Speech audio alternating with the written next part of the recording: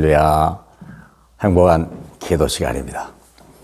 우리는 하나님의 절대적인 주권과 계획 속에 내 인생이 이미 시작되었고 지금 진행되고 있습니다.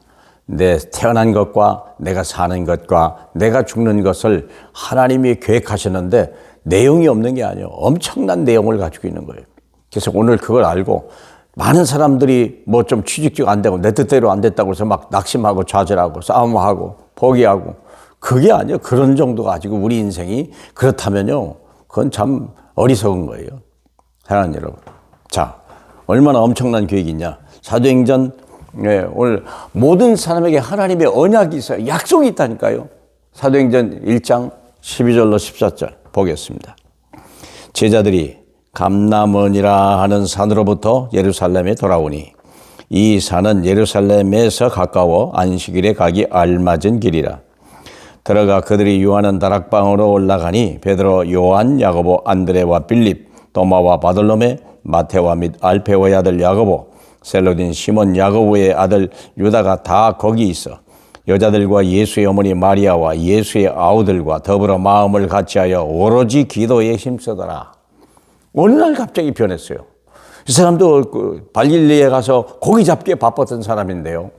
어느 날 어린아이에서부터 어른까지 남자에서부터 여자까지 갑자기 생각이 달라진 거예요. 삶의 목표가 달라지고 방법이 달라진 거예요. 그래서 모인 거예요. 신분과 권세가 이게 중요한 게 아니에요. 나이가 얼마냐 중요한 게 직업이 뭐냐 중요한 게 아니에요. 여자들과 예수의 어머니 마리아와 예수의 아우들과 더불어 마음을 같이하여 오로지 기도에 힘썼던 이유가 뭘까? 아주 중요합니다. 여러분 많은 사람들이 기도를 합니다. 모든 종교는 기도합니다. 모든 종교의 기도는요 다 육신적인 거예요. 썩어질 거예요. 별 볼 일 없는 거예요.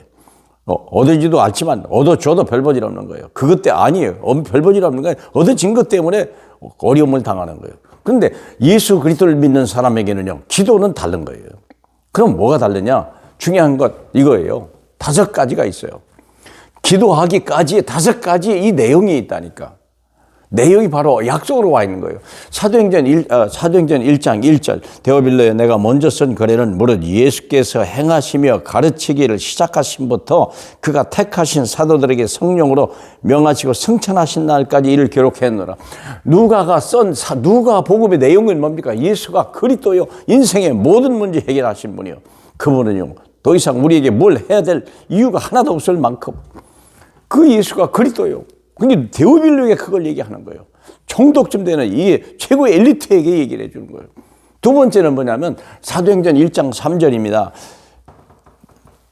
3절에 뭐냐면 그가 고난받으신 후에 그들에게 확실한 많은 증거로 친히 살아계심을 나타내시고 40일 동안 그들에게 보이시며 하나님 나라의 일을 말씀하니라. 예수가 그래도 이제는 하나님 나라의 일을 얘기해야 돼요. 내가 어떻게 사냐 그게 중요한 게 아니야. 누가 얼마나 승진하냐 공부 잘하냐 그건 그렇게 큰 의미가 없어요. 왜? 이미 우리는 삶이 보장받은 거예요. 새로운 미션이 주어진 거예요. 하나님 나라의 일에 이제 관심을 갖기 시작한 거예요. 이 땅에 하나님 나라가 이루어져야 되는 것이 이제 하나님의 이 땅의 목적. 거기에 모든 것이 있어요. 거기에 우리 부귀가 있고 우리 건강이 있고요. 우리 성공이 있고요. 내 자녀들의 축복이 그 안에 다 있는 거예요. 하나님 나라. 많은 사람들이 하나님 나라를 잃어버리면서 그래서 그런 거예요. 그래서 이 땅에 하나님의 나라가 이루어지게 해달라. 우리가 주 기도문의 첫 번째 대막이 바로 그겁니다. 이미 이루어진 2가지요. 그러면 오늘 이제 할 일이 뭐냐면 사도행전 1장 8절에 오직 성령이 지금 우리 6절 보면요. 그들이 모였을 때 예수께 여쭈어 이르되 주께서 이스라엘 나라를 회복하심이 이때입니까? 이르시되 때와 시기는 아버지께서 자기의 권한에 두셨으니 너희가 알 바니요. 다 때가 안 맞고 시기가 안 맞고 정치가 안 맞고 뭐 경제가 안 맞고 지금 때가 아니라는 거예요. 아닙니다. 주님, 우리는 그거 우리 생각이에요.